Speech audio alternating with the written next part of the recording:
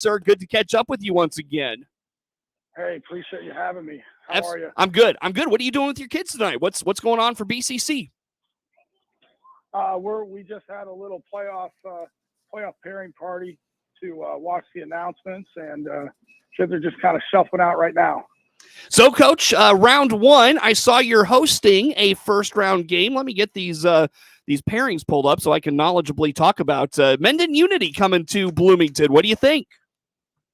Yeah, I'll tell you, don't really know much about them at all. That's what makes the IHSA playoffs fun. So we're going to be working tonight and getting in contact with them, and hopefully get some film and get to work. Coach, your team goes 9-0 this season. Big, strong team, big, strong quarterback. You do a lot of things well. Talk to me about your team this year. Yeah, listen, really feel good about what we got going right now. Kids have played well all year. As you know, we play in a very tough league, so feel like we are battle tested on all ends and in all three phases. Really feel like we've done a lot of good work over the last couple of years to kind of set up our program for this type of run. And you talk about the league you're in. After the Monticello game last night, I do Monticello games, and I was talking to Coley Welter after the game, and he was just talking about how tough the league is this year. Speak to that from your perspective.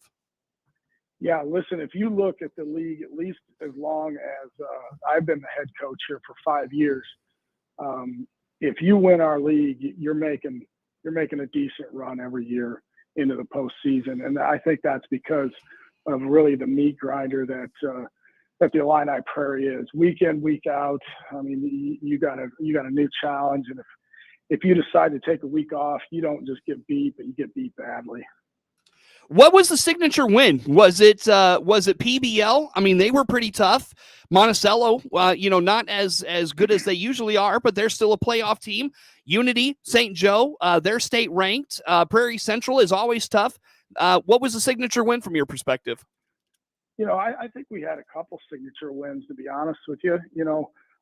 We played 3 ranked teams 3 weeks in a row, but I think overall, probably, as a coach, and for just the overall kind of program win for us was the win against Unity, just because Unity has won our league 4 out of the 5 years that I've been the head coach here. So I think they were kind of the benchmark at least, and we felt like that we have never really played our best performance against them. So to win against them, Scott's a fantastic coach and always has his program playing well, and they'll be a tough out in the playoffs too. But that was definitely a signature win. But listen, really, with all the teams you mentioned, I think week in, week out, you could kind of consider them all signature wins if you go through our conference unblemished. Coach, it's a very veteran team you've got this year. Talk to me a little bit about their approach to the football season. What did you see from your team on a week in, week out basis? Yeah, so we only have 9 seniors, but they all play, and they all play a major role.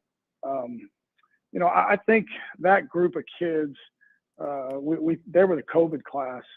They came in, and their freshman year was the year that the fall season got pushed to the spring. So it was completely out of the ordinary for everybody. And they had to endure some things that, normal football teams haven't had to do to get their start. So I think that had a lot to do with it, and maybe kind of their resiliency over, during their freshman season.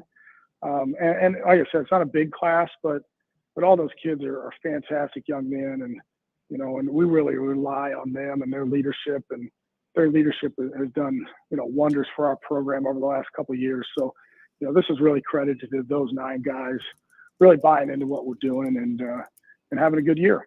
What do you have to do to be successful in the 2A playoffs, Coach? Yeah, I think our mindset and our models really never change, and I probably told you this in the preseason, and even last year, is offensively we need to play fast, we need to play physical, we need to protect the football, and we feel like if we do those 3 things, we're going to give ourselves an opportunity to win in the fourth quarter. And then defensively, it's very simple. also. We want to align correctly. We need to run to the football. And when we get there, we need to eliminate missed tackles. And I think if with those 6 points, if we continue to hammer those home on a daily basis like we do, I feel like we put our football team in a really good spot, you know, to let the scoreboard take care of itself and have an opportunity to win in the fourth quarter. Sure. Very good. Coach, best of luck in the postseason. We'll be keeping tabs on how your team does. I appreciate you making some time for us this evening. Hey, thanks.